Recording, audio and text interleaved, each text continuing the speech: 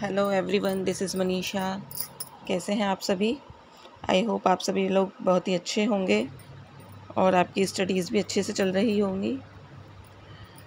हमने last class में अपने लोकगीत कवर किए थे, उनमें से कुछ एक बच रहे थे जिनको हम आज कंटिन्यू करेंगे। तो चलिए शुरू करते हैं।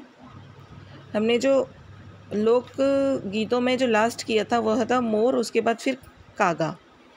कागा के बाद देखिए कुकड़ी। कुकड़ी कुकड़ी राती जगे का अंतिम गीत होता है। जब राती जगह दिया जाता है, जब रात जगाई जाती है, उसमें माता जी के गीत, जागरण, देवी देवताओं की पूजा होती है। उसके बाद जो गीत गाए जाते हैं उनके आराधना में, उसको राती जगह कहते हैं। तो राती जगह के बाद जो सबसे लास्ट अंतिम गीत गाया जाता है वह कुकड़ी कहलाता है। फिर उसके बाद नेक्स्ट है धूसो। धूसो धूसो यह मारवाड़ रियासत का राज्य गीत है। धूसो मारवाड़ रियासत का राज्य गीत। फिर आता है बादली। बादली यह वर्षा ऋतु में गाया जाता है। फिर लावणी, नायक द्वारा नायिका को बुलाने की हट में यह गीत गाया जाता है, उस गीत का नाम है लावणी। फिर लावणिया, यह लावणिया माता जी की आराधना में गाया जाता है। फिर अपना अगला गीत देखिए कांगसियो। ये एक श्रृंगार गीत है। फिर उसके बाद मासर, पटेलिया, बिछिया या लालर, यह मेवाड़ के पहाड़ी क्षेत्रों में गाए जाने वाले गीत हैं। मासर, पटेला, बिछिया, लालर। इसके बाद आता हम सीठो। हम सीठो भील स्त्री पुरुष गाया करते हैं। फिर हिड या हरणी, यह भील किशोर बालकों द्वारा दीपावली के दिन गाए जाने वाला गीत हरणों या हिड कहलाता है। फिर सुवटियो। देखिए सुवटियो का मतलब होता है तोता। तोता तो भील स्त्री द्वारा तोते पक्षी के माध्यम से नायक को भेजा गया संदेश गीत होता है सुवटियो। यह एक विरह गीत होता है। तो हमारे यहाँ पे लोक गीत समाप्त होते हैं। अब आगे देखिए, हम शुरू करते हैं लोक गायन शैलियाँ। लोक गायन शैलियाँ में पहली है हमारी मांड गायन शैली। मांड गायन शैली में देखिए शुरू करते हैं, देखते हैं। जैसलमेर को 9वीं व 10वीं शताब्दी में मांड प्रदेश के नाम से जाना गया। किसको? जैसलमेर को मांड प्रदेश के नाम से जाना गया। जैसलमेर हेतु सर्वप्रथम कक्कुक के घटियाला शिलालेख में मांड प्रदेश का उल्लेख हुआ। जैसलमेर के लिए सबसे पहले कहाँ पर? कक्कुक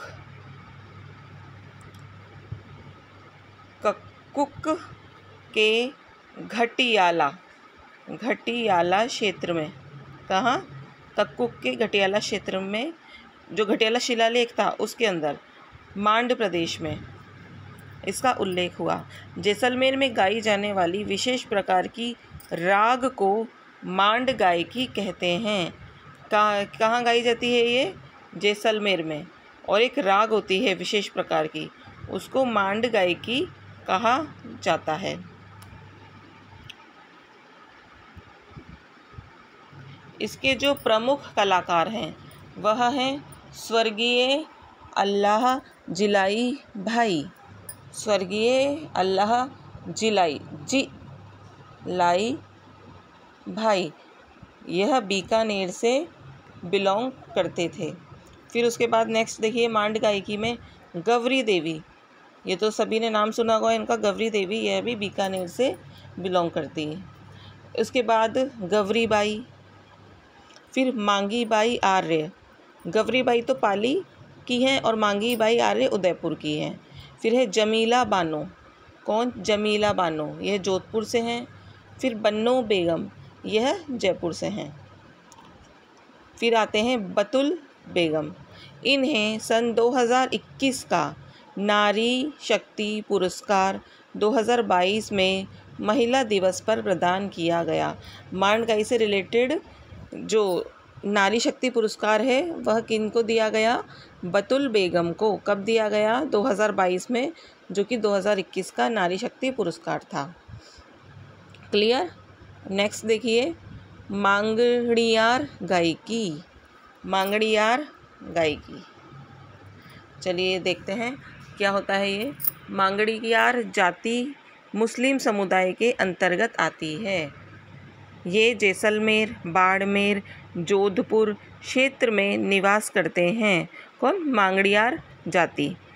यह पर्यटन की दृष्टि से राज्य की सबसे महत्वपूर्ण गायकी है।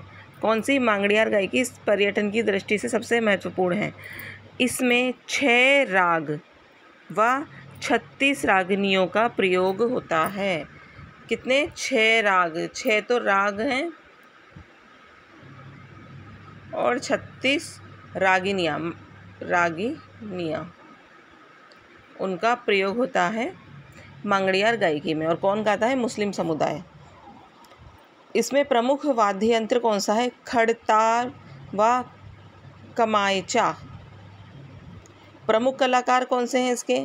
स्वर्गीय सद्दीक खां मांगड़ियार। क्या नाम है उनका?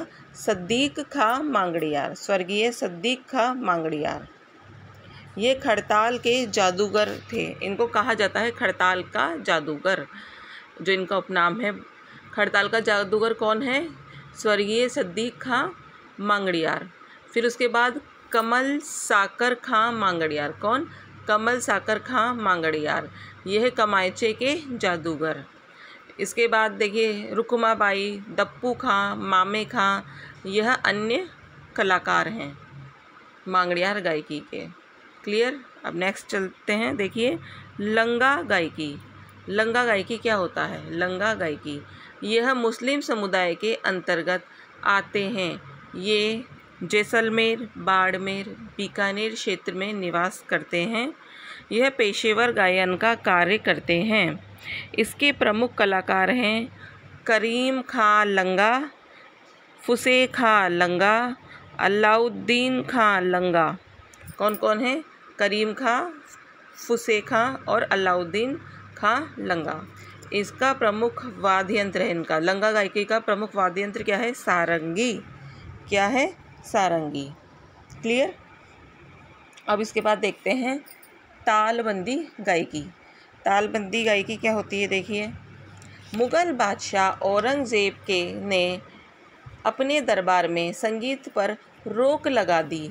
फिर वहाँ से कुछ कलाकार पूर्वी राजस्थान पर चले गए और पूर्वी राजस्थान के सवाई माधोपुर में तालबंदी गायकी का उदय होता है। कब? औरंगज़ेब ने जब गायकी पर रोक लगा दी थी ना, तो वहीं के कलाकार राजस्थान में आ गए थे, पूर्वी राजस्थान में, तो वहीं पर तालबंदी गायकी का उदय हुआ।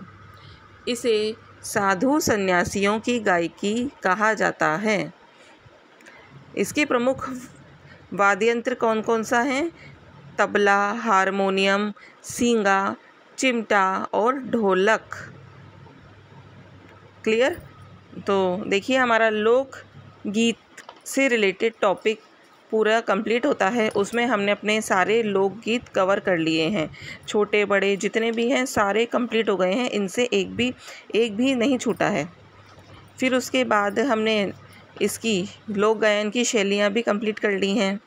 अब हम अपना आगे एक नया टॉपिक शुरू करते हैं। इसी लोक नृत्य, राजस्थान के लोक नृत्य कला।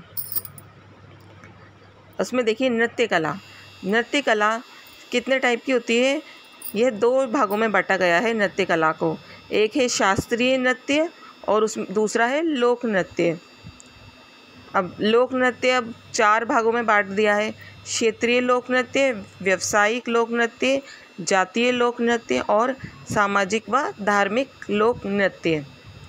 नृत्य कला को 2 भागों में बांटा गया। पढ़ लिया हमने, शास्त्रीय और लोक नृत्य। अब उसके बाद हम देखिए करते हैं अपना शास्त्रीय नृत्य।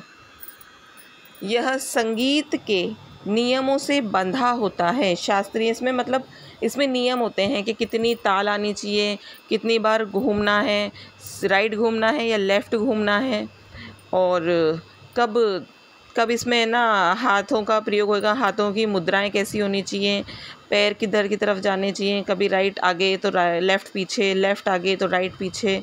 ये इससे रिलेटेड मतलब इसमें पूरी तरह से नियमों की पालना करनी पड़ती है, इसलिए यह नियमों से बंधा होता है। यह राजस्थान का राजस्थान का शास्त्रीय नृत्य कौन सा है? कथक। राजस्थान का शास्त्रीय नृत्य कथक है। इसके प्रवर्तक भानुजी महाराज हैं। किसके शास्त्रीय नृत्य के प्रवर्तक? भानुजी महाराज हैं। उत्तर भारत का शास्त्रीय नृत्य भी कथक ही है और इसके प्रवर्तक कौन है? बिरजू महाराज। कहाँ के? उत्तर भारत के।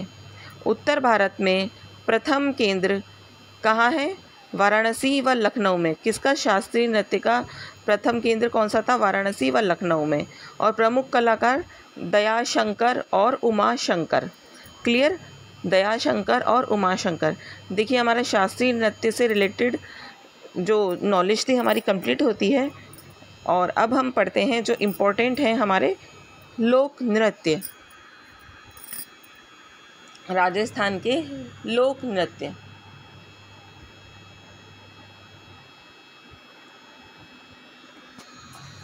अब लोक नृत्य देखो, इसमें हम पढ़ेंगे लोक नृत्य में क्षेत्रीय लोक नृत्य। हमारा नया टॉपिक लोक नृत्य के अंतर्गत क्षेत्रीय लोक नृत्य। इसमें पहला नृत्य है कीलियो बोरियो नृत्य। क्या? कीलियो बोरियो नृत्य। यह मारवाड़ में नए दामाद के स्वागत में गाया जाता है। मारवाड़ का नृत्य है, जब दामाद जी आते हैं तब उनके स्वागत में गाते हैं। फिर धमक मूसल नृत्य। धमक मूसल नृत्य यह मारवाड़ के ग्रामीण क्षेत्रों में महामारी या बीमारी के प्रसार से लोगों को सावधान करने के लिए यह धमक मूसल नृत्य किया जाता है। किया जाता है। फिर उसके बाद डांडिया नृत्य। डांडिया नृत्य क्या है? यह नृत्य मारवाड़ के विवाह आदि में मांगलिक अवसर पर पुरुषों द्वारा किया जाता है। नृत्य के दौरान बड़ली के भैरू जी का गुणगान किया जाता है डांडिया नृत्य के अंतर्गत। फिर है घुड़ला नृत्य। घुड़ला नृत्य के बारे में तो सुना होगा। देखिए यह नृत्य मारवाड़ में चैत्र कृष्ण अष्टमी कब पड़ती है? शीतला अष्टमी के दिन। चैत्र कृष्ण अष्टमी से चैत्र शुक्ल द्वितीया यानी गणगौर तक चलता है। शीतला अष्टमी से गणगौर तक। घुड़ला एक छिद्रित मटका होता है जिसमें दीपक रखकर नृत्य किया जाता है। इसका प्रारंभ राव सातल्य के समय हुआ था और यह राव सातल्य की याद में ही किया जाता है। कौन सा? घुड़ला नृत्य। नेक्स्ट देखिए घूमर घूमरा नृत्य। यह वागड़ क्षेत्र में ब्राह्मण महिलाओं द्वारा मृत्यु के अवसर पर किया गया रुदन नृत्य है। रुदन यानी दुख मनाने वाला रुदन। फिर है गीदड़ नृत्य। यह शेखावाटी क्षेत्र में होली से एक सप्ताह पहले डांडारोपण से प्रारंभ हो जाता है और होली तक पुरुषों द्वारा किया जाता है गीदड़ नृत्य। कुछ पुरुष महिला बनकर नृत्य करते हैं। उन पुरुषों को मेहरी या गणगौर कहते हैं। फिर देखिए ढप नृत्य क्या होता है? यह नृत्य शेखावाटी क्षेत्र में वसंत पंचमी के दिन विवाह योग्य लड़के लड़कियों द्वारा किया जाता है। कब किया जाता है? वसंत पंचमी के दिन।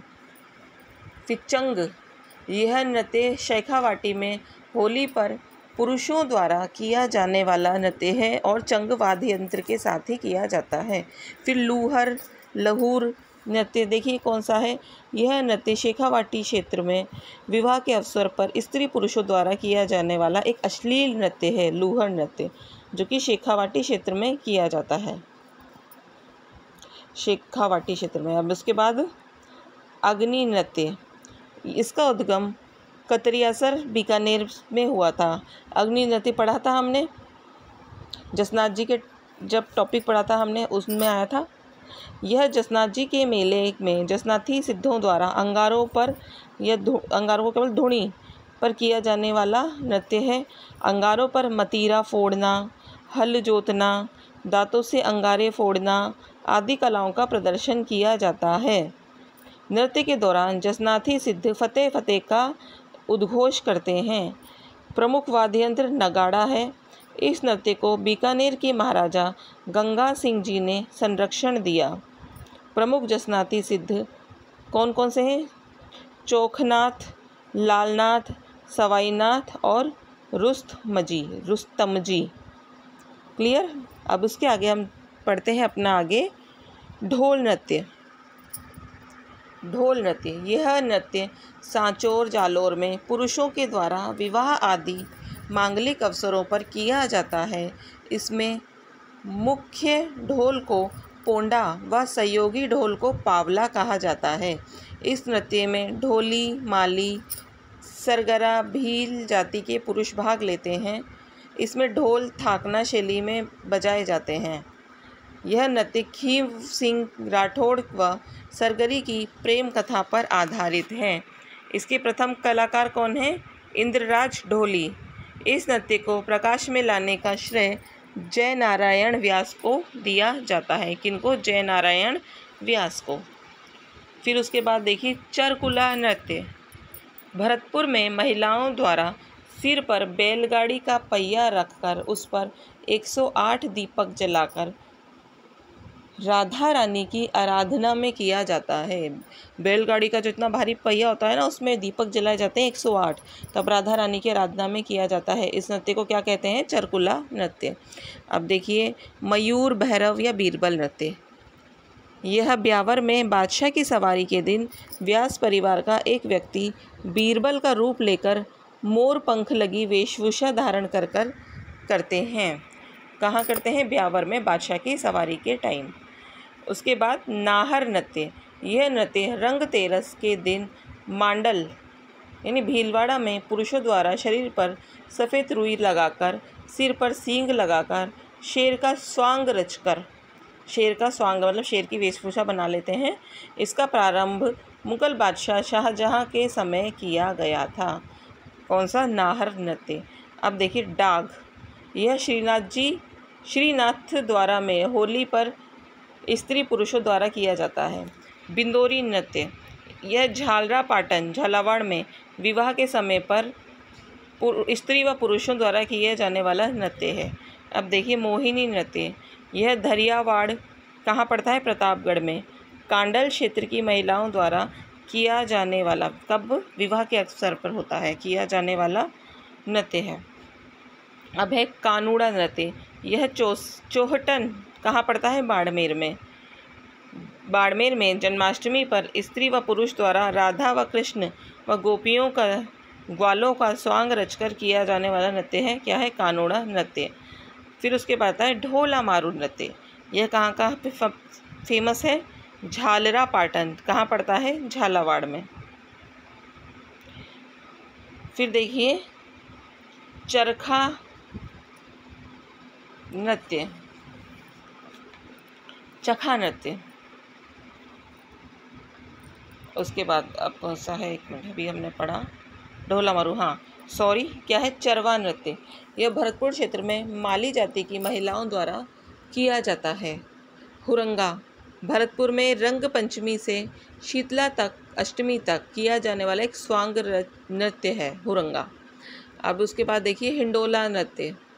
ये जैसलमेर क्षेत्र में स्त्री व पुरुष द्वारा किया जाने वाला, ये एम और एफ का मतलब है मेल फीमेल, स्त्री व पुरुष। हिंडोला नृत्य। खारी नृत्य अलवर भरतपुर क्षेत्र में बेटी की विदाई के समय गाया जाता है। सूकर नृत्य आदिवासी क्षेत्रों में सूकर देवता का मुखौटा धारण कर किया जाता है। ऊंट नृत्य यह बीकानेर में महिला पुरुषों द्वारा किया जाता है। पेजण डूंगरपुर बांसवाड़ा क्षेत्र में आदिवासी पुरुष महिलाएं करती हैं। चोगोला यह डूंगरपुर क्षेत्र में आदिवासी महिलाएं करती हैं। तो यहाँ पर हमारे जो नृत्य में जो प्रथम पाठ था उसका कौन सा? लोक नृत्य में क्षेत्रीय लोक नृत्य, यह समाप्त होते हैं। अब हम आगे के जो बचे हुए नृत्य हैं हमारे, हम आगे की क्लास में कवर करेंगे। तब तक के लिए आप अपनी क्लास को अच्छे से देखिए और पढ़ते रहिए। अपनी अगली क्लास में मिलते हैं हम। Bye bye.